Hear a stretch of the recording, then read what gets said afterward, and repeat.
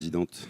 Depuis l'annonce de cette réforme par le gouvernement, beaucoup de chiffres ont circulé, souvent au service de contre-vérités. Ainsi, Madame la Ministre, vous indiquiez dans le journal du dimanche, le 17 février, que les contribuables ont dépensé 14 milliards d'euros en 2017 en subventions publiques pour le ferroviaire. Le ministre des Comptes publics renchérissait le 27 février en annonçant que chaque Français déboursait 340 euros pour la SNCF. Ces annonces n'ont qu'un seul objectif, faire croire que la SNCF est un coût pour les Français afin de justifier l'ouverture à la concurrence et une dérégulation du service public. Mais le service public ferroviaire n'a jamais été conçu pour couvrir l'ensemble de ces coûts. Toute infrastructure de transport nécessite des investissements considérables que seule la puissance publique peut assurer.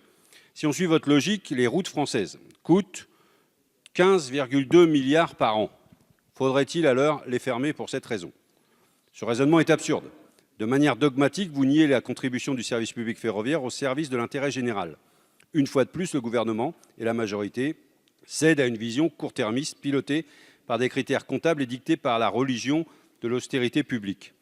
Loin d'être un coût, et la présidente de la commission de planification écologique de l'économie n'est pas là, mais loin d'être un coût pour la collectivité, le service public ferroviaire est un bien commun qui permet des bénéfices économiques et sociétaux pour l'ensemble de nos concitoyens. Il permet un développement équilibré des territoires. Il permet de dynamiser la politique du logement. Il permet d'éviter des émissions de gaz à effet de serre, car c'est le moyen de transport le plus écologique. La dérégulation, la mise en concurrence peut-elle garantir l'utilité sociale et écologique comme le permet le service public? Nous ne le pensons pas. Il s'agit d'une réforme d'affaiblissement du service public et de l'intérêt général. C'est pourquoi nous nous y opposerons fermement. Merci, monsieur le député.